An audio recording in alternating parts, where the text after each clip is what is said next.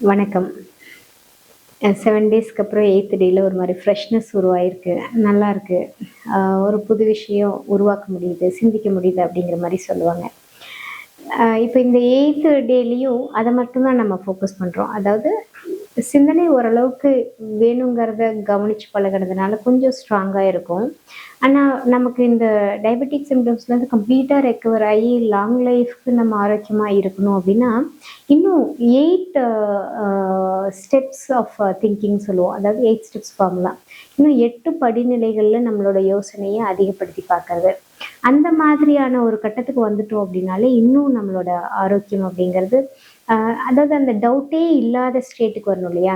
ஏதாவது ஆயிருமோ அப்படின்னா, ஆகாதுங்கிறது இப்ப தெரிஞ்சிருச்சு. இருந்தாலுமே ஸ்ட்ராங்கா நம்ம இன்னொருத்தவங்கள்ட்டயுமே போயிட்டு, இல்ல, இல்ல அதெல்லாம் இல்ல, உடல் நல்லா தான் இருக்கும்ன்றது அளவுக்கு நம்ம ஆர்க்யூ பண்ணோம்னா, அதுக்கு இன்னும் கான்செப்ட்ஸ் தேவைப்படுது நமக்கு. அப்போ இந்த சிந்திக்கிறதுங்கிறது தான் இப்ப முக்கியம். இத இன்னும் கொஞ்சம் அதிகப்படுத்தி பார்க்கணும் அப்படின்னா, அதுக்கு ஒரு 8 ஸ்டெப்ஸ் ஃபார்முலாங்கிறத இன்னைக்கு நம்ம கத்துக்கணும்.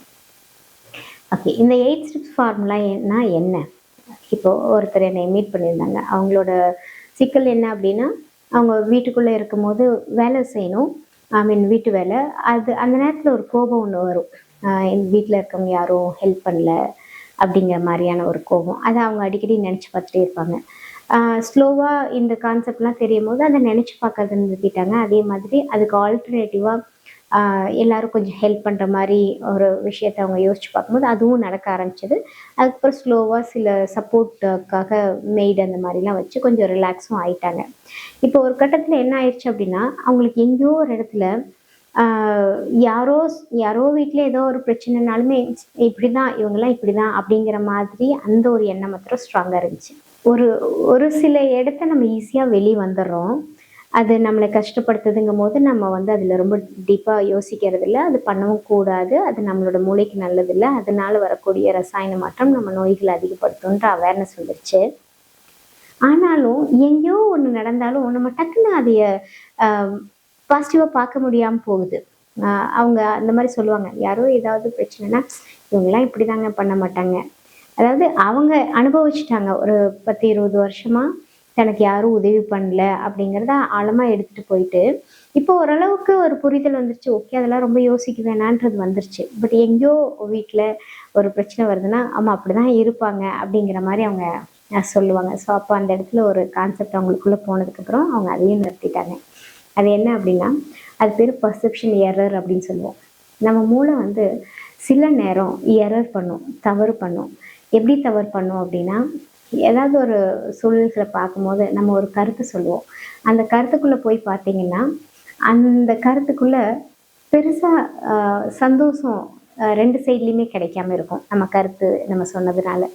எக்ஸாம்பிளுக்கு நான் சொல்றேன். இப்போ ஒரு 2 பேர் பேசிட்டு இருக்காங்க. யார பத்தினா, ஒரு 3வது நபர பத்தி பேசுறாங்க. அந்த 3வது நபரோட குணாதிசயங்கள எடுத்து வச்சு, ஒரு இப்படிதான் இப்படி பண்ணியிருந்திருக்கலாம். ஏன் தான் இப்படி பண்ணாரோ? அப்படிங்கிற மாரி பேசும்போது, அ அப்ப இந்த இடத்துல என்ன நம்ம சொல்ல வரோம் அப்படின்னா, நம்மளோட கருத்து தான். அவங்க இப்படித்தான், இப்படி இப்படி ஏன் பண்றாருன்னு தெரியல அப்படின்னா, இப்ப நம்ம எப்படி சொல்லியிருந்திருக்கணும்னா, அந்த 3வது நபர பத்தி நம்ம பேசும்போது, இட்ஸ் ஓகே அவரோட சூழல் அப்படிதான். ஆனாலும் அவர்ட்ட இதெல்லாம் நல்லது இருக்கு. இப்படிலாம் பண்ணுவாரு. ரொம்ப சூப்பர் நல்ல மனுஷர்.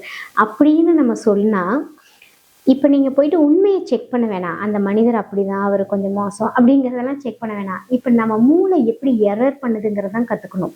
எப்படி எரர் பண்ணுதுன்னா, நம்ம ஒருத்தங்கள எடுத்து நம்ம அந்த இடத்துல எங்கேயோ ஒரு இடத்துல ஒரு நெகட்டிவான விஷயத்த டச் பண்ணிட்டாலே, இது பேர் தான் எரர். மூளை எரர் பண்ணுது. எரர் பண்ண அடுத்த செகண்ட்ல நமக்குள்ள உடல் பிரச்சனை உருவாக ஆரம்பிச்சுரும். எப்படி எரர் பண்ணதுக்கும் நம்மளோட டயபெட்டிஸ்க்கும் இங்கே கனெக்ஷன் அப்படின்னா, நம்ம இந்த இடத்துல என்ன பேசுறோம்? அ நமக்கு பேசி முடிச்சதுக்கப்புறம், நம்மளோட மூளையும் அது சார்ந்த விஷயத்த நம்மளோட உடல்ல எதிர்பார்க்க ஆரம்பிச்சுரும். இப்போ ஒருத்தர் போயிட்டு, "உங்களுக்குலாம் ஒண்ணும் தெரியாது. நீங்க வந்து ஒரு புரிதலே இல்லாத மனிதர்" அப்படின்னு நீங்க சொன்னீங்கன்னா, அத உங்க மூளையும் தான் உள்வாங்கிட்டு இருக்கு. அப் அவங்களுக்கு நம்ம சொல்றோம். இது அவங்களுக்கு காயத்தை ஏற்படுத்தும். இது ஒரு புரிதல். இதையே நம்ம மூளையும் உள்வாங்குது. இதுக்கு பதிலா என்ன சொல்லலாம்னா, "பரவாயில்லைங்க, சூப்பர். நீங்க நல்லா புரிஞ்சுக்கிறீங்க. எந்த ஒரு இடத்துலையும் உங்களோட அந்த ஸ்ட்ராங்கான கனெக்ஷன் நல்லா இருக்கு அப்படின்னு சொன்னால் இதில் ஒரு ஹாப்பினஸ் தான் இருக்கும். அந்த மனிதரும் ஹாப்பி ஆவார், நம்மளும் அந்த இடத்துல நம்ம மூளை இதை ரிசீவ் பண்ணுறதுனால ஹாப்பியாக தான் இருக்கும். ஸோ அப்போ இதெல்லாம் எப்படி பாசிபிள்? ஒரு உண்மையை உண்மையாக தானே சொல்லணும். ஃபர்ஸ்ட் இங்கே உண்மைன்னு ஒன்று இல்லை. நம்ம மூளைக்கு தகுந்த மாதிரி ஒரு மொழியை நம்ம வடிவமைச்சுக்கிறதுக்கு மூலமாக நம்மளோட ஆரோக்கியம் தான் உண்மை. ஏன்னா நம்ம நல்லா ஃபீல் பண்ணுறோம் இல்லையா? இப்போ ஆரோக்கியம் போயிடுச்சு அப்படின்னா நீங்கள் என்ன பண்ண முடியும்? போயிட்டு அடுத்த ட்ரீட்மெண்ட், எவ்வளோ வலிகள், எவ்வளோ கொடுமைகள், அதெல்லாம் வேண்டான்னு நம்ம நினைச்சோம்னா இந்த இடத்துலயே நம்ம சரி பண்ணிடணும். அப்போ அந்த பெர்செப்ஷன் எரர் அப்படிங்கிறது நம்மளுக்கான ஒரு இதுதான் சரி தவறுங்கிறதுல மாற்றுறதுனால வந்த பிரச்சனை. அதை போயிட்டு நம்ம என்ன பண்ணணும்னா அந்த எரர் பண்ணக்கூடாது, என் மூளை எரர் பண்ணக்கூடாதுங்கிற இடத்துல நம்ம ஸ்ட்ராங்கா அந்த இடத்துல நின்றுட்டு எது ஒன்றும் கஷ்டப்படுத்துதுங்கும் போது அதைய ஒரு தடவை தேவை சார்ந்து இல்லை 8 தடவை தேவை சார்ந்து நம்ம மாற்ற கற்றுக்கணும். இப்போ உங்களோட லைஃப் ஸ்டைலில் போய் பார்க்குறீங்க, நீங்கள் ஒரு டீச்சராக இருக்கீங்க, ஆனால் உங்களுக்கு வந்து ஒரு இன்கம் லெவலில் அது சாட்டிஸ்ஃபைடாக இல்லை. இப்போ உங்களுக்கு அது ஒரு மன வருத்தத்தை கொடுக்குது. நம்ம இவ்வளோ தூரம் போகிறோம், வேலைக்கு போகிறோம், ஒரு நம்மளுக்கான இன்கமே இல்லை, எப்படி நம்ம வாழ்கிறது, நம்ம குடும்பத்தை எப்படி அடுத்த கட்டத்துக்கு கொண்டு போகிறது, இதையே நீங்கள் யோசிச்சு ஒன்றா இருக்கீங்க. இதில் ஒரு ஸ்ட்ரெஸ் உருவாயிருச்சு. அப்போ இந்த ஸ்ட்ரெஸ் வரக்கூடாதுங்கிறது நம்ம இப்போ சொல்லிட்டோம். அப்போ இந்த இடத்துல நீட் பேஸ்ட்னா என்னென்னா, நான் ஒரு கட்டத்தில் ஒரு சின்ன ஸ்கூல் ஆரம்பிச்சு அதில் வந்து ப்ராஃபிட்டபுளாக ரன் பண்ணி அதில் ப்ராஃபிட்டபுளாக ரன் பண்ணுறதுனால என்னோடய லைஃப் ஸ்டைலை நான் மாற்றி அமைச்சு இன்னும் ஒரு அழகான வாழ்க்கை முறையை உருவாக்க போகிறேன் அப்படின்னு நீங்கள் நினச்சிங்கன்னா இந்த இடத்துல ஸ்ட்ரெஸ் இருக்காது. அதே சமயத்தில் அதெல்லாம் உண்மையாக மாறிடுமா அப்படின்னா அதுக்கு நிறைய நீங்கள் ஒர்க் பண்ண வேண்டியது இருக்குது. ஆனால் இது ஒன்றே ஒன்று உங்களை வந்து நிம்மதி கொண்டு வந்துருமானா இந்த மாதிரி 8 விதமாக நீங்கள் சொல்லி பார்த்தீங்கன்னா தான் உங்களுக்கு இந்த இடத்துல இதுக்கு கொடுத்துருக்க அந்த அழுத்தம் கம்மியாகும். நீங்கள் ஒரு 10-15 வருஷமாக ஸ்கூலில் வேலை செஞ்சுட்டீங்க, நீங்கள் ஒரு டீச்சராக இருக்கீங்க, ஒரு ப்ரைவேட் ஸ்கூல்.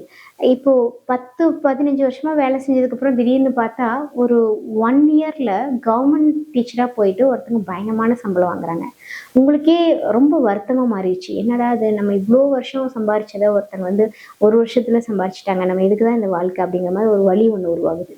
அப்போ இதை வந்து நீங்கள் ஆழமாக உங்களுக்குள்ளே எடுத்துகிட்டு போயிட்டே இருக்கீங்க. அப்போ இந்த இடத்துல அதை நீட் பேஸ்டில் தேவை சார்ந்து மாற்றணும்னா ஒரு தடவை மாற்றினா மாத்திரம் உங்கள் மனசு நிம்மதிக்கு வராது, 8 தடவை மாற்றணும். அப்படி 8 தடவை மாற்றிட்டீங்கன்னா அந்த அழுத்தம் கொடுத்த ஒரு இடம் இருக்கும் இல்லைங்களா, நம்மளோட மூளை செல்களை பொறுத்த வரைக்கும் ஏதோ ஒரு செல் அதுக்கு ஒரு அர்த்தம் இருக்கும், ஒவ்வொரு செல்லுக்கும் அர்த்தம் இருக்கும். அந்த செல் அந்த அர்த்தத்தோட ரொம்ப நேரம் போராடும் போது அது உருவாக்குற கெமிக்கலுமே நம்மளோட உடல்ல பிரச்சனைகளை தான் உருவாக்கும். அப்போ ரொம்ப நேரம் சிந்திச்சிடக்கூடாது அப்படின்னா நம்ம அந்த விஷயத்துல முழுமையா வெளியில வரணும்.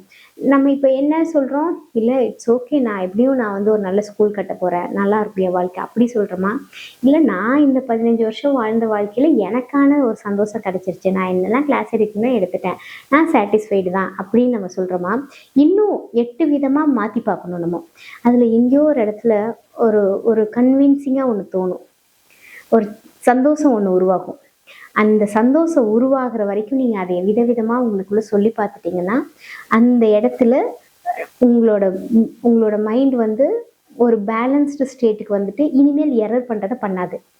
அப்போ எரர் எப்படி நடந்துச்சு, நம்ம ஒரு விஷயத்துக்கு ஆழமாக இம்பார்ட்டன்ஸ் கொடுத்தோம், பட் அது நெகட்டிவாக இருக்குது, அதை நம்ம சரி பண்ணிக்கிறதுக்காக இட்ஸ் ஓகேன்னா நம்ம ஒரு மழுப்பி அதை வந்து சரியாக நம்ம நினச்சிட்டோம். இப்போ நம்மளுக்கு உண்மை புரிஞ்சிருச்சு, அதுலேருந்து நம்ம முழுமையாக வெளியே வரல, சும்மா ஒரு கன்வின்சிங்காக எங்கேயோ ஒரு இடத்துல ஓகேன்னு தோணுது. ஆனாலும் இதே மாதிரி எங்கேயாவது நடக்கும் போது நம்மளோட வழி வேலை செய்ய ஆரம்பிச்சிருச்சு. அந்த இடத்துல நெகட்டிவாக நம்ம திங்க் பண்ணுறோம், அது பேர் தான் எரர். அந்த எரரையும் நம்ம பண்ணாமல் இருக்கணும் அப்படின்னா நம்மளுக்கு எங்கெல்லாம் கஷ்டம் வருதோ அதை வந்து தேவை சார்ந்து 8 தடவையாவது எழுதி பழகிடணும். 8 தடவை எழுதி பழகிட்டிங்கன்னா உங்களுக்கு அந்த இடத்துக்கான அழுத்தம் கம்மியாயிரும்.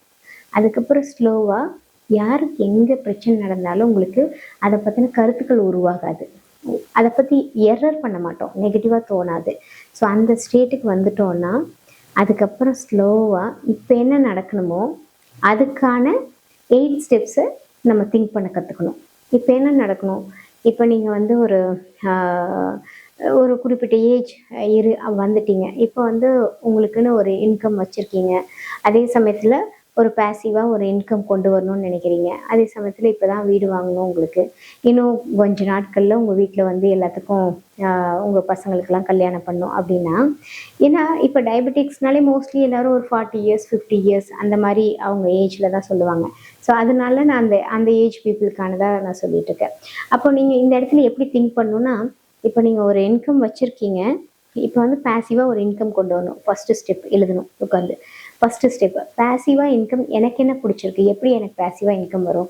மேபி நான் வந்து ஒரு பில்டிங் ரெண்ட் கொடுக்கலாமா, இல்லைன்னா எனக்கு வந்து ஏதோ ஒரு பிஸ்னஸை க்ரியேட் பண்ணி அதை ஆட்டோமேஷன் பண்ணலாமா, இல்லை எனக்கு வந்து ஏதாவது ஒரு ஃபினான்ஸ் கொடுக்குற மாதிரி எனக்கு ஏதாவது ஆப்ஷன் இருக்கா, இல்லை வேறு என்ன பண்ணால் நல்லா இருக்கும்ன்றதை ஃபஸ்ட் நீங்கள் எழுதிடணும். அது ஒன்றொன்றுக்குள்ளேயும் போய் 8 ஸ்டெப்ஸ் எழுதணும். இப்போ எக்ஸாம்பிளுக்கு உங்களுக்கு வந்து ஒரு அசர்ட் இருக்குது. அதை வந்து நீங்கள் ஒரு ரெண்ட்டுக்கு கொடுத்தீங்கனாலே உங்களுக்கு இன்கம் வரும். அது ஒரு பேசிவ் இன்கம். அப்போ அது என்னது அப்படிங்கிறது எழுதி அதுக்கு ஒரு 8 ஸ்டெப், அதில் என்னெல்லாம் பாசிபிலிட்டிஸ் அப்படிங்கிறது எழுதணும். மறுபடியும் அடுத்த ஸ்டெப்பு இதே மாதிரியே வேறு என்ன ஆப்ஷன்ஸ்லாம் இருக்குங்கிறத ஒன்று எழுதிடணும். ரெண்டாவது ஒன்றை எடுத்து அதுக்குள்ளே 8 ஸ்டெப் போகணும். இப்போ எக்ஸாம்பிளுக்கு ஒரு ப்ராப்பர்ட்டியை நீங்கள் ரெண்ட் கொடுக்கணும்னாலும் அதுக்கே நீங்கள் 8 ஸ்டெப் எழுதி பார்க்கணும். இல்லை என்கிட்ட அதெல்லாம் இல்லை, நான் வந்து இப்போ நான் வேறு புதுசாக தான் நான் உருவாக்கணும் அப்படின்னா அதுக்கு என்னென்ன பண்ண போகிறோம், எப்படி உருவாக்க போகிறோம் அப்படிங்கிறத ஸ்டெப் பை ஸ்டெப்பாக நீங்கள் எழுத உங்களுக்கு ஐடியாஸ் ஜென்ரேட் ஆகிட்டே இருக்கும். நம்மளோட பிரெயினில் ஐடியாஸ் ஜென்ரேட் ஆகிட்டே இருந்துச்சுனாலே அந்த இடத்துல நமக்கான தேவையான நம்ம வாழ்க்கை முறைக்கு தேவையான ஆரோக்கியத்துக்கு தேவையான கெமிக்கல்ஸ் உருவாயிடும். இது போதும், அவ்வளோதான். நீங்கள் போய் அதெல்லாம் செயல்படுத்துறதுங்கிறது அது ஸ்லோவாக நடக்கும். நமக்கு இப்போதைக்கு ஆரோக்கியமாக இருக்கணும் அப்படின்னா அதுக்கான முறைகள் தான் இதெல்லாமே.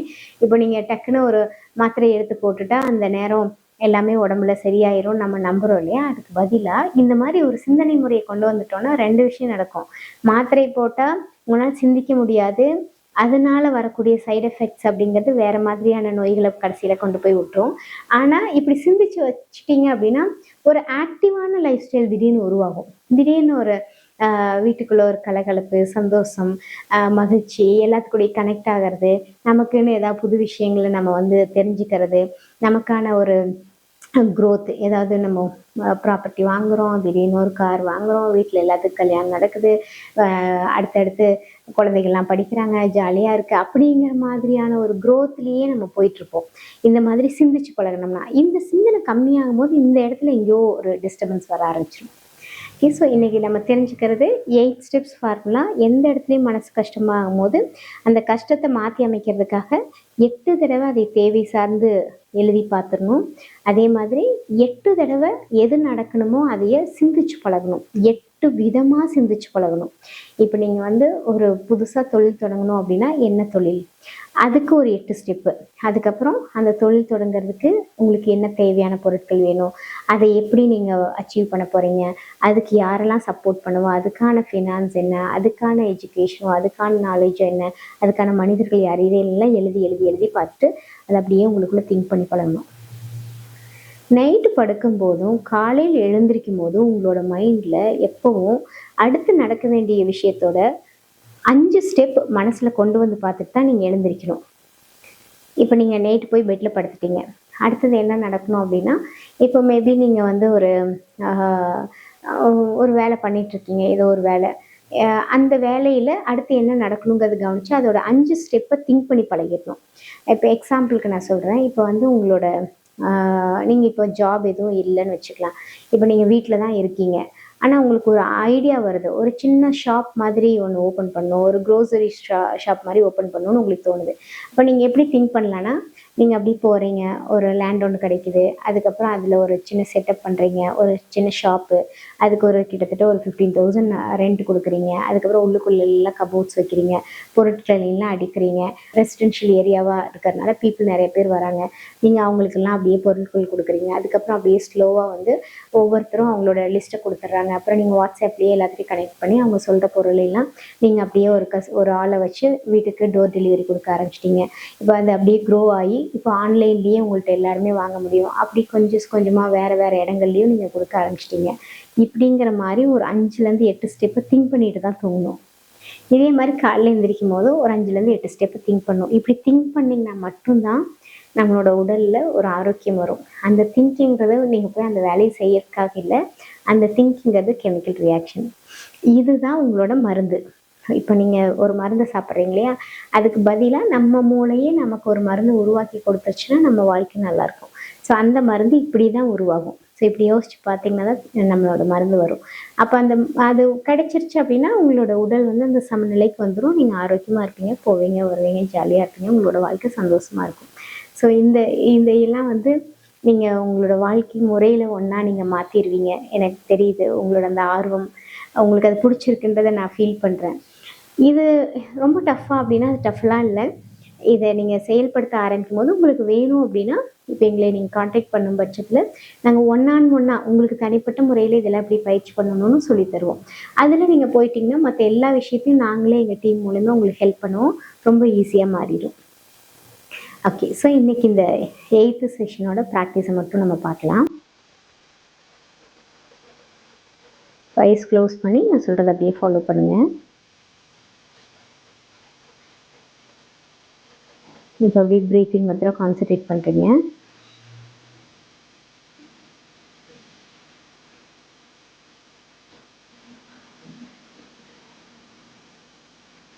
அப்படியே உங்களோட ரைட் ஐயை ஃபீல் பண்ணுறீங்க.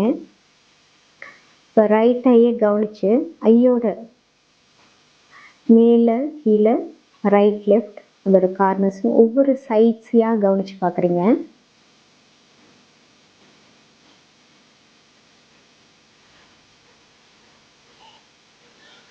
இப்போ ஒரு விஷயத்தை கவனித்தாலும் நம்மளோட உடலை கவனித்தாலும் அதில் முழுமையாக கவனிக்கிறதோடு சேர்ந்து அதை தனித்தனியாக பல திசைகளையும் கவனிக்கலாங்கிறது இப்போ உங்களுக்கு தோணுது.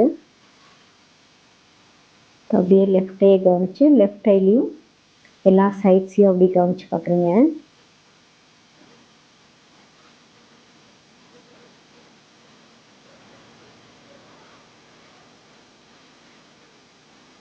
ஒவ்வொரு சைடையாக கவனிச்சுட்டு அப்படியே ப்ரீத்திங் கான்சன்ட்ரேட் பண்ணுறீங்க. இப்போ நல்ல ஸ்ட்ராங்காக ஒரு ஃபோக்கஸ் கிடச்சிருக்கு. எந்த ஒரு இன்ஸ்டன்ட்டையுமே நிறைய கோணங்களில் பார்க்க முடியும். அதில் பார்த்து எந்த கோணத்தில் நமக்கு மகிழ்ச்சி கொடுக்குற மாதிரி அந்த இன்சிடென்ட் இருக்கோ அதுக்கு தகுந்த மாதிரி நம்ம அதை மாற்றிக்கலாம். எப்பவுமே நம்மளுக்கு எந்த இடத்துல நிம்மதி உருவாகுதோ அந்த விஷயத்தை கவனித்து பார்த்தா தான் உருவாகுன்றது இப்போ தெரியுது. இப்போ அப்படியே பிரீத்திங் கான்சன்ட்ரேட் பண்ணுறீங்க. உங்களோட ரைட் ஹேண்டை மாத்திரம் ஃபோக்கஸ் பண்ணுறீங்க.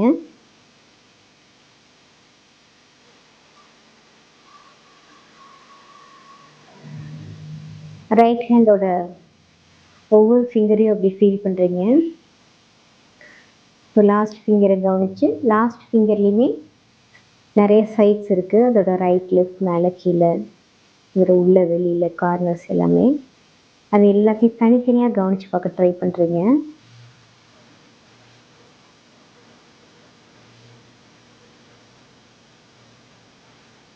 அதே மாதிரி அடுத்தடுத்த ஃபிங்கர்லேயும் கவனத்தை கொண்டு போகிறீங்க. ஒவ்வொரு ஃபிங்கரையும் பல டைரக்ஷன்ஸில் கவனிக்க முடியுன்றதை அப்படியே ஃபீல் பண்ணி பார்க்குறீங்க.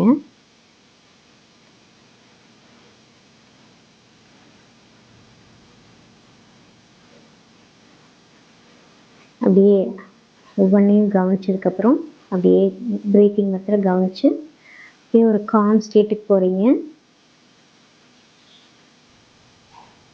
எதுலேயுமே இருக்கக்கூடிய கசப்பான விஷயத்த ரொம்ப நேரம் நினச்சிடக்கூடாது. உடனே அதோட அடுத்த சைடை கவனித்து பார்க்கணும். அங்கே நம்மளுக்கு மகிழ்ச்சியான ஒன்று வெயிட் பண்ணணும். அதை மட்டும்தான் ஃபீல் பண்ணி பழகணும் அப்படிங்கிறது இப்போ தெரியுது. இப்போ அப்படியே உங்களோட லெஃப்ட் ஹேண்டையும் கவனித்து ஒவ்வொரு ஃபிங்கரையாக ஃபீல் பண்ணி ஒவ்வொரு ஃபிங்கர்லேயும் பல சைட்ஸ் அப்படி கவனித்து பார்க்குறீங்க.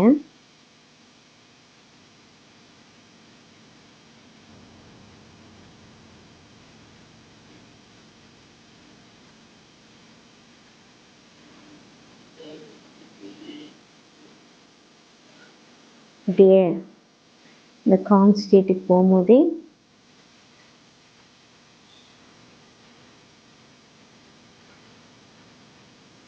நம்மளால் என்ன நடக்கணுமோ அதைய 8 ஸ்டெப்ஸில் திங்க் பண்ணி பார்க்க முடியுங்கிற அந்த கான்ஃபிடென்ட் உங்களுக்குள்ளே உருவாகிறது அப்படியே ஃபீல் பண்ணி பார்க்குறீங்க. உங்கள் வாழ்க்கையில் இன்னும் நிறைய நடக்க வேண்டியது இருக்குது. உங்களுக்கு பிடிச்ச மாதிரி ஒரு லக்ஸுரியான லைஃபு, ரொம்ப ஹாப்பியான ஒரு இன்சிடென்ட்ஸ் எல்லாமே நீங்கள் தான் உருவாக்க போகிறீங்க. அது எல்லாத்தையும் கவனித்து அது எப்படி நடக்க போகுதுங்கிறத ஒவ்வொரு ஸ்டெப்பாக ஃபீல் பண்ணி பார்க்குறீங்க.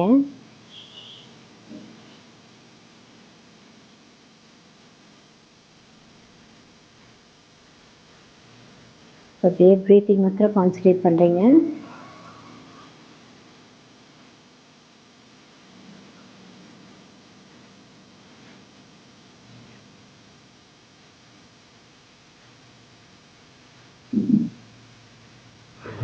அப்படியே ப்ரீத்திங் கான்சன்ட்ரேட் பண்ணிவிட்டு அதோட ரைட் லெக் லெஃப்ட் லெக் அப்படியே ஃபீல் பண்ணுறீங்க. அப்படியே ரைட் லெக்கை கவனிச்சு ரைட் லெக்கோட ரைட் லெஃப்ட் அது மேலே கீழே ஒவ்வொரு கார்னர்ஸையும் அப்படி ஃபீல் பண்ணுறீங்க. ஒரு ஆழமான ஒரு ஃபோக்கஸ் கிடச்சிருக்கு. மனசுக்குள்ளே எப்பவுமே எதுவுமே இல்லாமல் ரிலாக்ஸாக வச்சுக்கணும். எதுக்குமே ஒரு அழுத்தம் இருந்துடக்கூடாது. அப்படியே இடது காலையும் கவனித்து இடது கால்லையும் ஒவ்வொரு சைட்ஸையும் ஃபோக்கஸ் பண்ண ட்ரை பண்ணுறீங்க.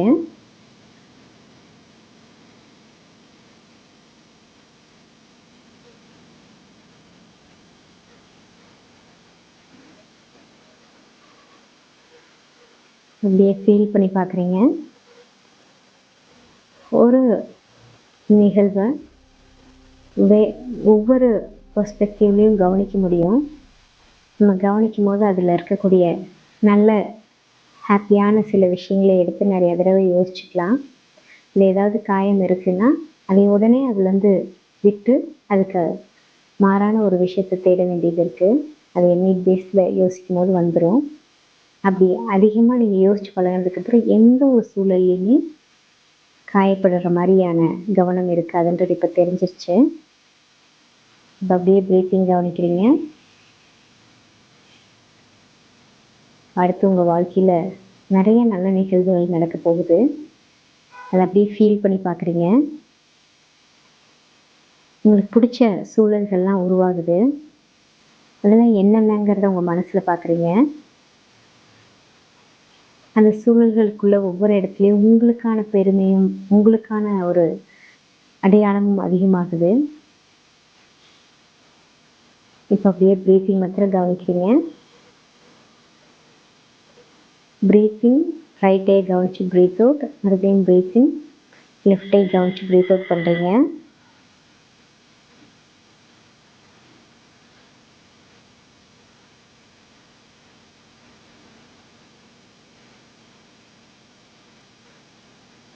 இப்போ அப்படியே நெத்தி மாத்திரம் கவனிச்சுட்டு ப்ரீத்திங் பண்ணி நெத்தியை கவனிச்சு ப்ரீத் அவுட் பண்ணுறீங்க.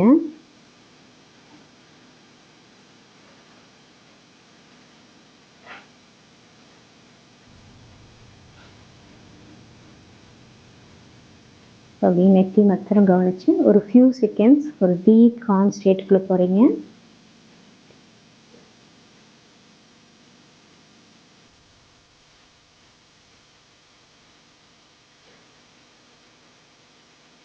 அப்படியே அந்த காம்னஸ் ஃபீல் பண்ணிவிட்டு ஸ்லோவாக உங்களுக்கு ஓகேங்கும் போது ஐஸ் ஓப்பன் பண்ண ட்ரை பண்ணுறீங்க.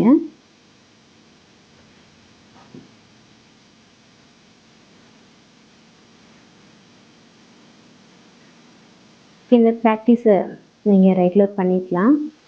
நீங்கள் ஃபஸ்ட்டு ஸ்டார்டிங்கில் பண்ணும்போது ஜஸ்ட் உங்களோட ஃபிங்கரை தான் கவனிச்சிங்க. இப்போ ஸ்டார்ட் பண்ணும்போது அந்த ஃபிங்கரோட நிறைய சைட்ஸ் அப்படியே ஃபீல் பண்ணி பார்க்குறீங்க. ஸோ எந்த ஒரு சூழலுமே நம்ம முழுமையாக கவனிப்போம். ஆனால் அதுக்குள்ளே போயிட்டு நிறையா கவனித்து பார்க்கும்போது நமக்கு மகிழ்ச்சி கொடுக்குற மாதிரியான ஒரு விஷயத்தை எடுத்து பழகணும் அப்படிங்கிறது தான் இப்போ தெரிஞ்சிருக்கோம். எதையுமே ரொம்ப நேரம் யோசிக்கிறது, ரொம்ப நேரம் அதுக்கு இம்பார்ட்டன்ஸ் கொடுக்கறதுங்கிறது தேவையில்லை. அது எரரை க்ரியேட் பண்ணும். அதுக்கு பதிலாக சிம்பிளாக அதை மாற்றிக்கிறதும், நல்ல விஷயத்தை நிறைய நேரம் திங்க் பண்ணுறதும் நம்மளோட மூளைக்கு அது ரொம்ப உதவியாக இருக்கும். ஸோ ஒவ்வொரு செகண்டுமே நம்ம சொல்கிற அந்த மூளை சிந்தனை அப்படிங்கிறது நம்மளுக்கான கெமிக்கல் ரியாக்ஷனை கொடுத்துட்டே இருக்கும். நல்ல கெமிக்கலும் நமக்குள்ள தான் இருக்குது. நம்ம எந்த அளவுக்கு ஒரு சிரிப்பும் சந்தோஷமான வாழ்க்கையை மாற்றி அமைச்சுக்கிறோமோ அதுக்கு தகுந்த மாதிரி ஆரோக்கியம் அப்படிங்கிறது இருந்துக்கிட்டே தான் இருக்கும். ஸோ இதெல்லாம் கண்டினியூ பண்ணுங்கள். மறுபடியும் உங்களை நான் 9th செஷனில் மீட் பண்ணுறேன். தேங்க்யூ.